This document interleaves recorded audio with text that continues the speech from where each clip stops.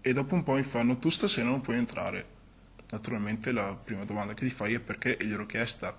Loro la prima non si sono cioè, si son voltati dall'altra parte e non mi hanno risposto, non mi hanno dato risposta. La seconda è stata è perché stasera gli stranieri non possono entrare. Questo signore, non so chi sia, il motivo per cui sta protestando, vuol dire che qualcosa ha combinato e bisogna esaminare. Respinge ogni accusa Renzo Venerandi, rappresentante del sindacato locali da Ballo. Non vuole sentire parlare di intolleranza e ancora meno di razzismo. Ma scherza?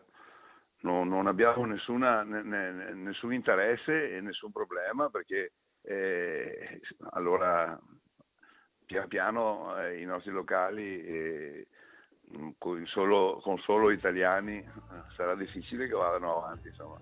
La vicenda era venuta alla luce dopo la segnalazione di un giovane 21enne che si era visto negare l'entrata in due discoteche, una nel Trevigiano e l'altra nel litorale veneziano, senza nessun motivo. Anzi, ai nostri microfoni aveva detto di essere stato fermato solo lui, mentre gli amici, tutti italiani, erano stati fatti entrare. La risposta di Benerandi è chiara. Noi non abbiamo nessun problema a far entrare gente extracomunitari, colore bianco o colore giallo o colore nero. Noi, quello che è importante per noi è che la gente si comporti bene e che abbiano anche un atteggiamento e un abbigliamento adeguato. Fra l'altro tiene a precisare Venerandi, abbiamo firmato un protocollo con l'ex ministro dell'Interno. In cui se ci sono delle persone indesiderate per motivi che hanno fatto qualsiasi tipo di mancanza nel locale, possiamo lasciarli fuori.